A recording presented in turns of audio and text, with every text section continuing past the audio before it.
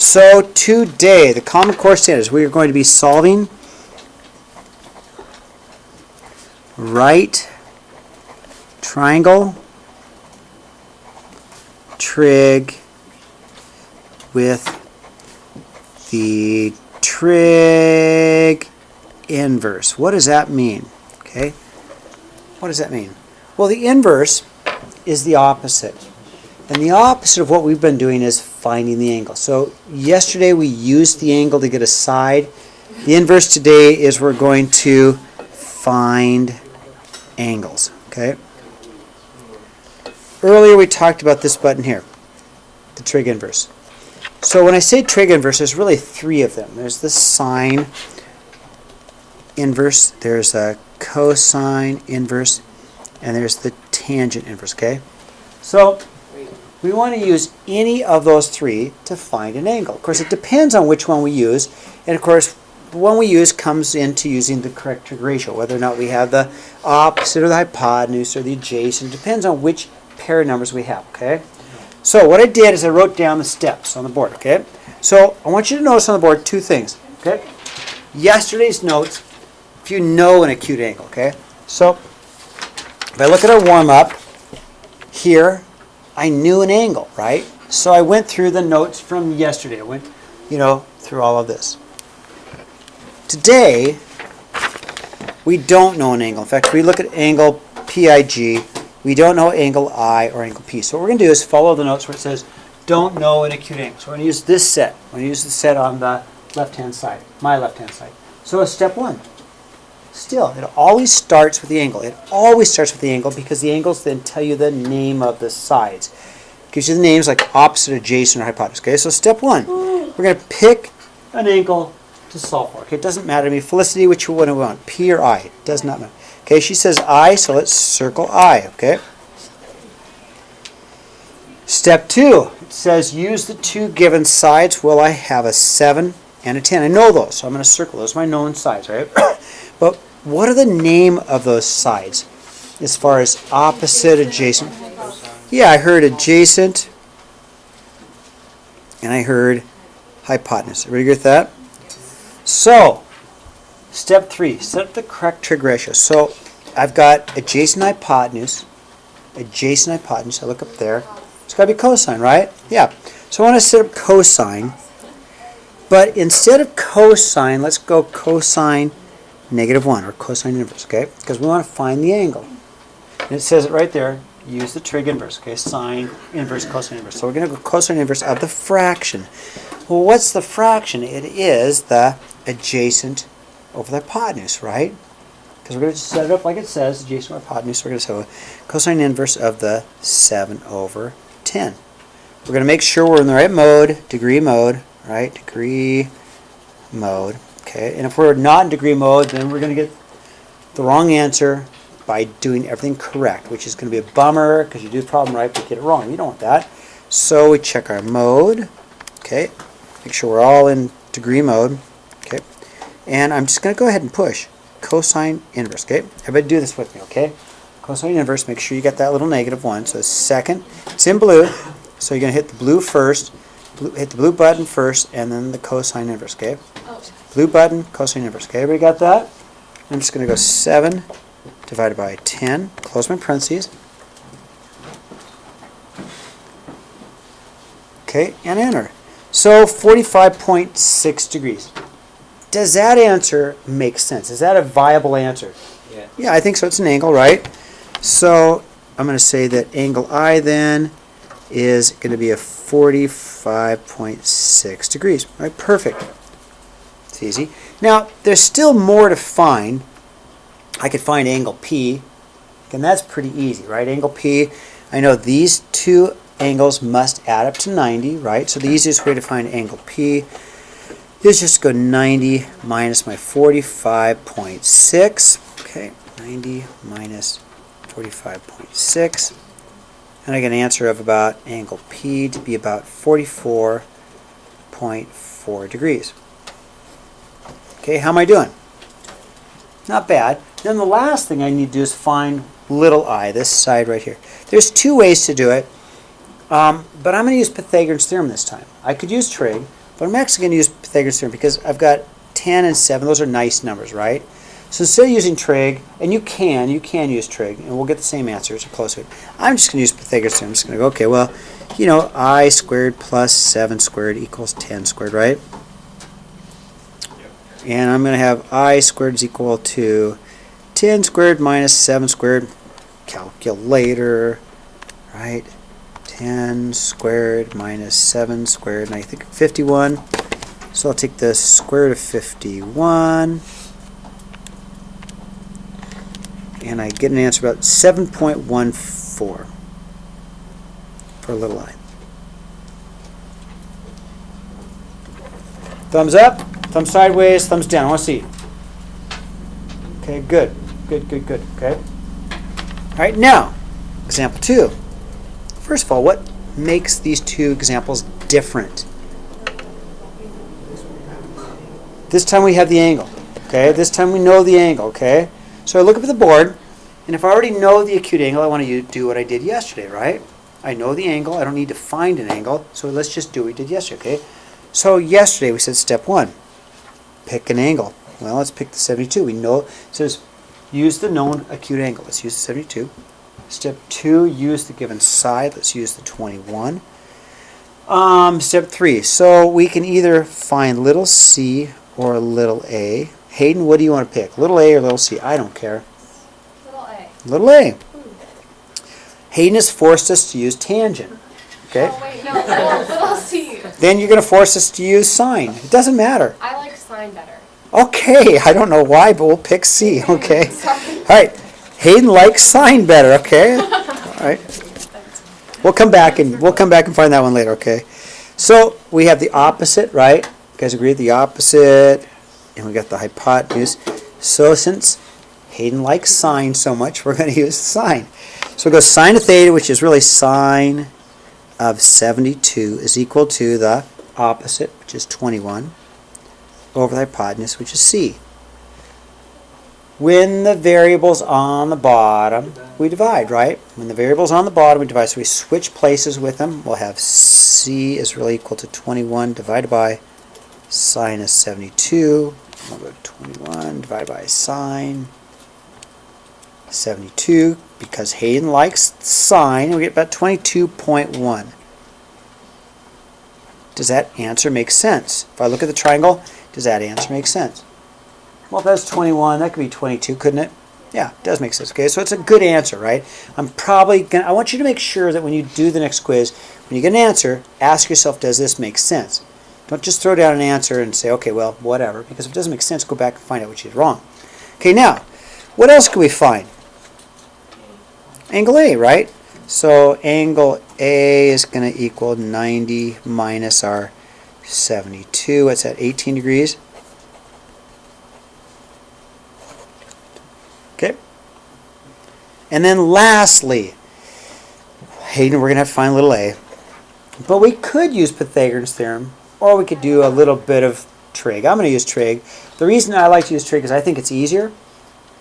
I really do. I think there's less steps. If you really understand trig, it's easier, it's less steps, and it's going to be a little bit more accurate with, because we won't have a rounded number, okay? We won't have a rounded number. So I'm just going to set up tangent of 72 is equal to 21 over A, okay? Because I've got the opposite over the adjacent. Am I okay? Am I not going too fast? And if the variable's on the bottom, what do we do? Variable on the bottom, what do we do? So let's take it. A is equal to 21 divided by tangent 72. Let's see, we get 21 divided by tan 72, and we get an answer of about 6.8. Okay, not bad. Now, is this stuff used in the real world? You bet. In fact, the next example is a great example of where we would need this, okay? So if we're going to build a wheelchair ramp, and we start thinking about how we want to make it, like I'm drawing it up, I'm a draftsman, maybe I'm a contractor, and I give it to my workers, okay? So here, I drew it up, why don't you guys make this? Let's see if it works, okay? So it's called right triangle trig, so let's always draw a right triangle. No matter what, that should be always the first thing I do. Read the question, then draw a right triangle. Okay, so I'm going to do a wheelchair ramp. The height is 18 inches, and the ramp is 15 inches long. What is the angle of elevation of the ramp? So let's draw a ramp, okay? So, okay, draw a ramp. Right angle, because it's got to draw a right triangle, okay? Did that. Height is 18, and the ramp is 50. Okay, do those numbers look like they're in the right place? Okay. Now I want to find the angle, theta, okay? So again, I don't know an acute angle. So I'm going to use what is on the board, but on the left-hand side, okay? Don't know an acute angle. I guess that's your right-hand side, isn't it? Oh, opposite, right? Hypotenuse. Hayden, we could use sine, don't we? Yeah. So we want to find the angle. So I'm not going to write sine, but I want the angle, so I'm going to write sine inverse, right? Let's write sine inverse, right? Because I want the angle. Use that. I'm looking for the angle of my opposite over my hypotenuse. 18 over 50, okay? You need to use your calculator, so make sure that you use the inverse button. So I've got to use my blue button. Blue button, sine. It goes sine inverse, right? Blue button of 18 divided by 50, okay? 21 degrees, okay? 21.1 degrees, so theta is 21.1 degrees. I don't know about you, but if it's a if it's a wheelchair ramp, and Grandma has got to go up a 21 degree angle, my grandma is never going to be able to do that. Oh my gosh, she's got to be pretty buff, huh? 41 degree angle. That's a pretty good angle, I know. So, I mean, I would probably go back to my architect or go and say, dude, that's not going to work. Let's rebuild this thing, right? That's a big angle, okay? You think math might be important? Yeah. So before I send my workers out, I better have an angle that's within code, right? That's not within code. Poor granny. Okay, turn the page. An electric wheelchair. Well, if she leans back, it could be trouble. Yeah, maybe. Okay. Example 4. A submarine descends 30 feet vertically for every 100 feet horizontally. Find the angle of depression. Okay, so again, let's draw a right triangle. Okay, let's draw a right triangle. So anytime you do these problems, just start with the right triangle because it's right triangle trig. Okay, so it looks something like that. Here's my little submarine.